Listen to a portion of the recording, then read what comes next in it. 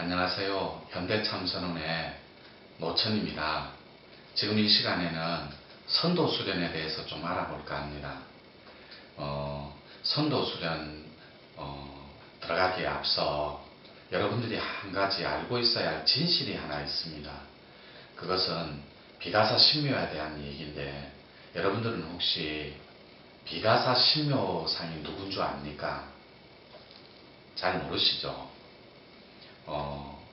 할아버지 공부하시는 분이나 또 혹은 단군 할아버지를 모시는 사람들조차도 비가사신묘의 존재에 대해서 확연하게 알고 있는 사람은 많지 않습니다. 그것이 왜 그러냐면 비가사신묘가 역사적으로 드러나 있지 않기 때문에 그렇다고 저는 판단하는데, 비가사신묘는 용왕의 딸입니다. 여기에서 이 노천이 용왕의 딸이라고 하면 추상적이거나 형이상학적인 그런 맥락으로 정리가 될 수 있는데, 그건 전혀 그렇지가 않습니다. 용왕의 딸이 비가사신묘고, 그 비가사신묘가 대륙의 신인 단군 할아버지와 혼인을 하고 결혼을 합니다. 즉 비가사신묘는 단군 할아버지 부인이 됩니다.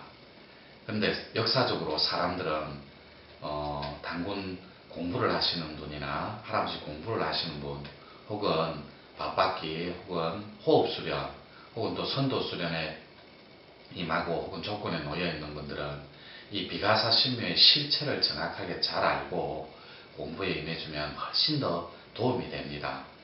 우선 비가사신묘는 세상의 모든 어머니들이 다 그러하듯 진짜 따뜻한 사랑을 가지신 어머니와 같은 그런 존재이기 때문에 영혼백 중에 이 가슴을 주관하는 혼집을 주관하고 계신다고 보시면 됩니다. 그리고 전기신이라고 하는데, 이 기의 청탁을 주관하시는 분이라고 그렇게 정리가 돼주면 좀 편하게 정리가 될 것 같아요. 다시 말하면 이거 절대 헷갈리면 안 되는 게, 마지막 고열가 할아버지가, 단군 할아버지가 스스로 폐관하고 원시복본의 맹세를 지키지 못하고 스스로 폐관하고 산으로 다시 들어간 것처럼, 그렇지만 비가사신묘는, 그의 부인인 비가사신묘는 단 한 번도 세상 사람들을 포기한 적이 없습니다. 기의 청탁이라든지 청탁을 주관하기 때문에 혼집인 가슴, 그러니까 전기신 할 때는 기파가 되고 영혼백 할 때는 혼집이 되는 겁니다. 그래서 이 혼집에 머무는, 그리고 혼집을 주관하는 신이 비가사신묘인 겁니다. 세상의 어머니. 이걸 뭐 비약이라든지 끼워 맞추는 거라고 정리를 하시면 안 될 것 같아요. 예를 들어 유럽에서는 대지의 여신을 가이아 여신이라고 합니다. 여러분들이 뭐 가이아 프로젝트라든지 이런 서적이나 책자를 통해서도 많이 알고 계시겠지만, 그와 같이 동아시아에서도 똑같이 혼집을 주관하는 어머니가 있는데, 그걸 우리는 마구할머니 혹은 또 비가사신묘, 뭐 여러가지 천황할미, 여러가지 표현법으로 설명되어지는데, 여기서 단군 할아버지 부인은 비가사신묘입니다. 용왕의 딸이고, 그 비가사신묘의 실체를 알아야만 선도수련을 보다 쉽게 접할 수가 있는 겁니다. 따라서 비가사신묘의 실체를 정확하게 알고 선도수련에 임해주면 정말 좋을 것 같아요. 선도수련을 하는 데는 공식과 방법이 있습니다. 이때 말하는 공식은 원리보다는, 종교관보다는 보다 나은 선도수련이 될 수 있도록 이끌어주는 수학 공식과 같은 거라고 이해하시면 될 것 같습니다. 여러분들은 또 선도수련하면 막연하거나 추상적이고 형이상학적이라고 어렵게들 생각하는데, 선도수련은 절대 그렇지가 않습니다. 타 단체의 어른을 말씀할 수는 없지만 당호를 물물자로 쓰신 분이 있습니다. 아주 훌륭하신 분인데, 왜 제가 이 얘기를 말씀드리냐면, 저도 성호가 금성자 노천 도도율입니다. 분명히 저도 금성자인데 최초원 선생이 화성자인 것처럼 또 당호를 물물자로 쓰시는 어른이 있었듯이, 이 선도단체는 계보가 반드시 1대1로 계승되는 그런 특징이 있습니다. 근데 물론 뒤에는 다 자자 당호가 붙거나 선호가 붙는데, 이거는 선호를 하늘로부터 받은 사람이라든지 스승으로부터 호를 물려받은 사람은 제 말이 무슨 뜻인지 잘 이해할 겁니다. 우선 선도수련은 아주 하기가 쉽고, 또 선도수련은 이 공식만 잘 대비해주면 어떤 수련보다도 이 수련은 빨리 갈 수가 있는 겁니다. 한 가지 예를 들어 볼게요. 호흡수련이나 기 혹은 참선이나 이런 기타 다른 여러 가지 수련법들은 전부 다 본질적인 우주로 향하는 티켓이라고 보시면 됩니다. 그런데 선도수련은 기나 호흡, 이런 기나 호흡을 통해서 기파라든지 호흡수련을 통해서 빨리 갈 수 있는 장점이 있어요.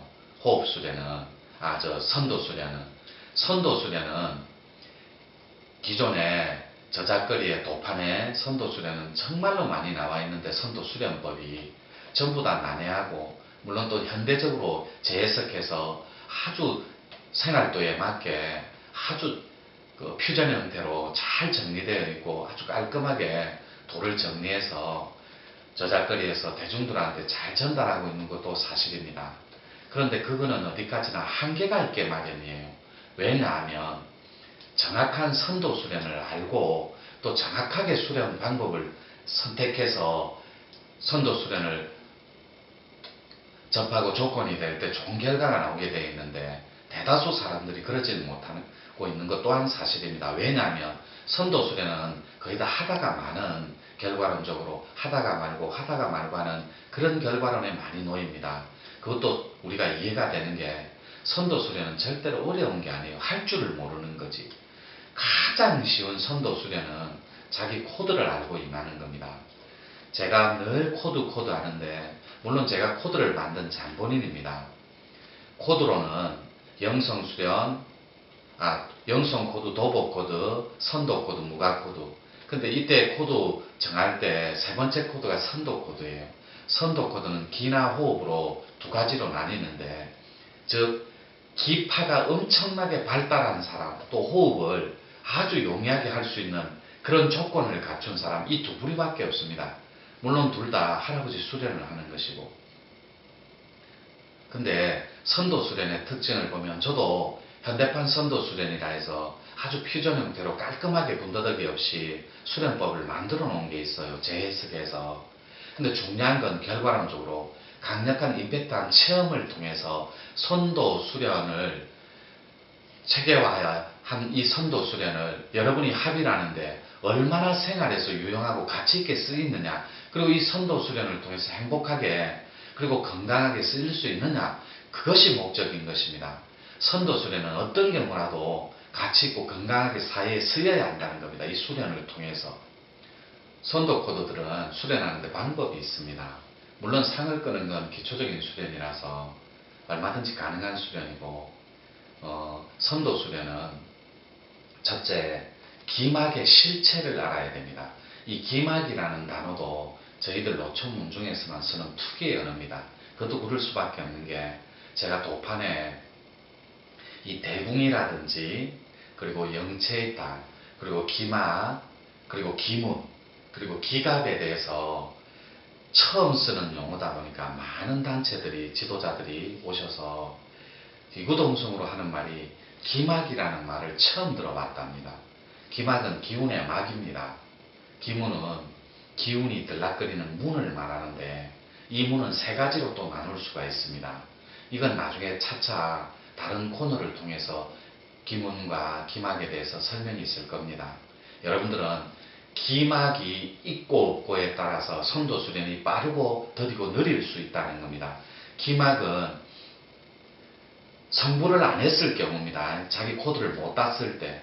기막은 전후, 앞, 뒤로 그러니까 상하, 전후, 좌우로 4m 정도 기막을 형성이 되는데, 앞뒤로 그것이 두께는 4cm 정도 됩니다. 그게 4겹으로 쌓여야만 선도 수련의 성통 공안이 완성이 되는데, 그 4겹을 총 완성하는 데는 방법이 있다는 겁니다. 방법이. 근데 여러분들이 절대로 헷갈리면 안 되는 게, 기막이 처진 사람은 절대로 탁한 기운이라든지 살수에 놓일 수가 없는 겁니다. 그래서 첫째, 기막을 알고 선도 수련에 임하자. 물론 코드를 알고 하면 훨씬 좋습니다. 상이 끊어진 유리한 조건 속에서. 두 번째는 어떤 기문을 열고 들어가느냐에 따라서 선도 수련은 판이하게 달라집니다. 왜냐하면 여러분들은 아직 대궁이라는 존재를 잘 모릅니다. 이 혈자리를 손오공 띠처럼. 그리고 마지막 만나는 자리 기갑입니다. 기갑. 기문둔갑의 줄임말이에요. 그래서 선도 수련은 정확하게 알고 여러분들이 코드를 잘 따주셨으면 좋을 것 같아요. 오늘은 이렇게 정리하는 걸로 마치도록 하겠습니다.